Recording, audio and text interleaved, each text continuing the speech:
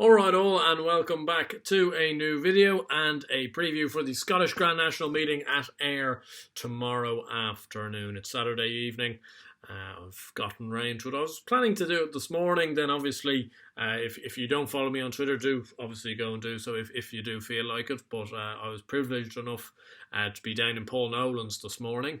Many of you long-termers will know how much of a fan of Paul Nolan I am. It was a brilliant morning. Got to see the Stable Stars, latest exhibition, Discorama, Mrs. Milner, all the likes of them, even down to the likes of Fitzhenry and Fortune Street, some of the old timers that have done as well over the years. But no, it was really enjoyable. But anyway, back here, I'm going to be previewing the Scottish Grand National card, race on race. Some of these don't have that many prices. All of them have been priced up by at least one bookmaker, but the majority have been priced up by a few as well. But I'm going to rattle through them. It's not going to be an overly long video, but I did want to get one up for the Scottish Grand National. It's obviously meant to be today, but then, you know, the funeral of Prince Philip, it's been moved back to tomorrow. Still very good racing on offer, though, at Ayr. Unfortunately for my man Brian Hughes, looks like he's got a major uphill task to defend this Jockeys Championship. I think he's 6 behind Skelton now. I don't think Skelton's shown any signs of stopping as well. Anyway, starting off tomorrow with the 115, a handicap chase. King d'Argent just about heads the betting.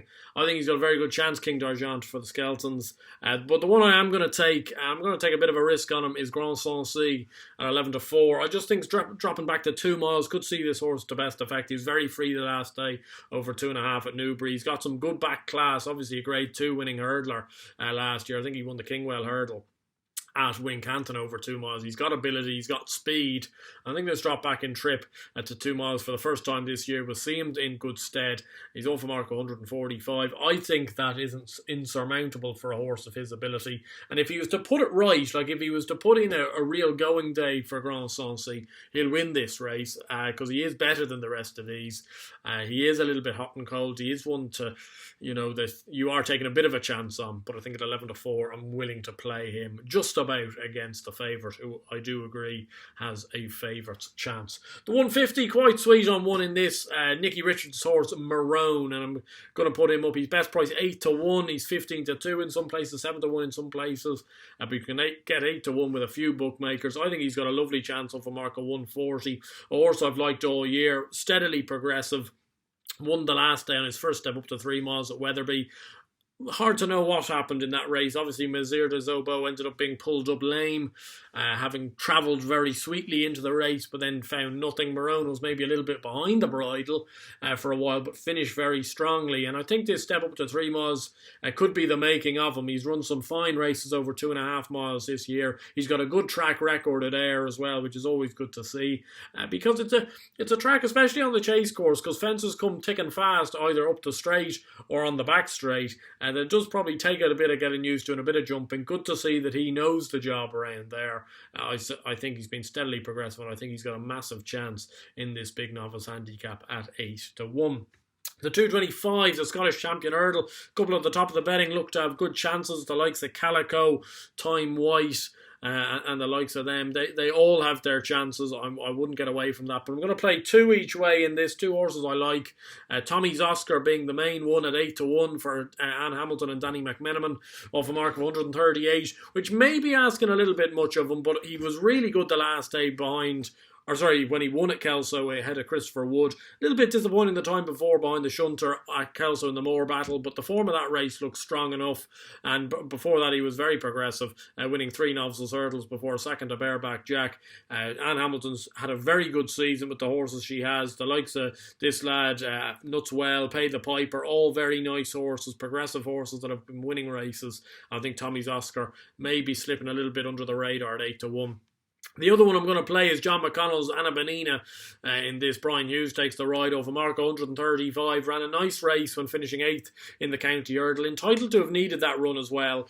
Well handicapped on some of some of the best Irish form put on offer from this horse. So I think over 135...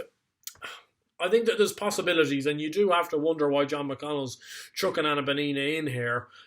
He brings over the bumper horse as well, Drumbear, who we'll talk about later. So he's bringing over a couple. Usually a shrewd enough man, John McConnell, knows what he has in his hands, and I think Bunina could certainly run a very good race at 8-1. Also, you've had a decent record in years gone by for horses running well in the County Hurdle, but not winning, and then going on to win or come very close in this race. The 3 o'clock, the 2.5 mile novices chase. Nothing against All Mankind. I just think he's had a very hard season. Up in trip, I'm not sure will suit either.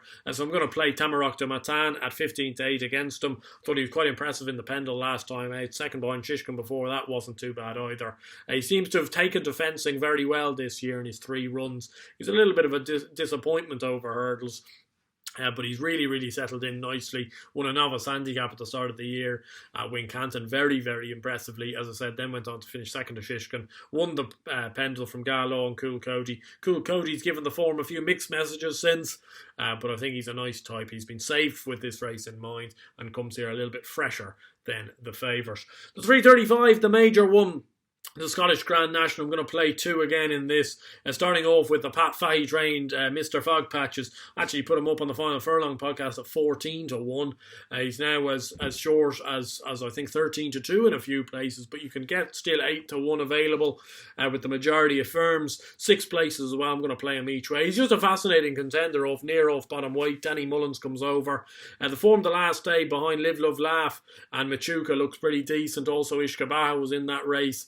Ended up winning a competitive Ferry House handicap chase, and Snugsborough Hall, Liam Cusack's horse, was behind him that day as well, and he went on to finish 4th in the top. So that looks pretty good ground. Goes on nice ground as well. This is a big step up in trip, obviously from that 2 mile 5, but it's always shaped like a staying trip like this. Could be within his realms. Ran very well over staying trips, 3 miles, 3 mile 2. He was placed over hurdles, so he does have staying capabilities. I think this grey horse could run a big race for shrewd connections of Pat Fahey and Danny Mullins. And the other one I'm going to play is the forgotten one of the Sandy Thompson lot, which is the Ferry Master, who you can get as big as 22-1 in a few places for Sandy Thompson and Sean Quinlan. Again, steadily progressive this year. Perhaps a little bit disappointing the last day when 4th at Haydock behind Galahad Quest and Marown, but I think that form could well have been enhanced by the time of the Scottish Grand National. Prior to that, 2 wins over 2 mile 7 at Newcastle, showing a real aptitude for jumping and an aptitude for staying as well, which I think should see him to good effect. He seems to jump in the main very well. Looks like he may appreciate a big step up in trip like this, and I think the Ferry Master could well be overpriced at 22-1. The last 2 races I don't have massive, sorry, not the last 2 races. We're getting onto the 4:10, which I do have a big say in. And my nap of the day, a 2-point nap of the day, comes in this in the shape of Wetlands. I love this horse. I think he's a really good horse, and I think he's very feasibly treated off 132, beating.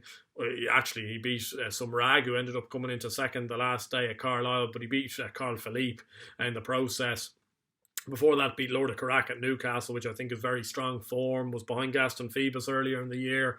Good form again. I think he's a lovely horse. I think he's unexposed. Has all about him. And you're getting best price 9-4. I'm a little bit disappointed. I was planning to do this video around half an hour ago, and he's 11-4 with a few bookies half an hour ago. That has all gone. Best price you can get on the minute of recording is 9-4. And I'm going to take that, and he's going to be my nap of the day tomorrow.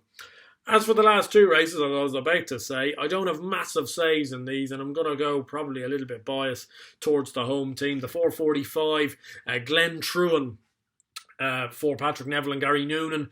Won the last day at Cork over 2.5 miles. Comes in this off a higher English mark, as to be expected.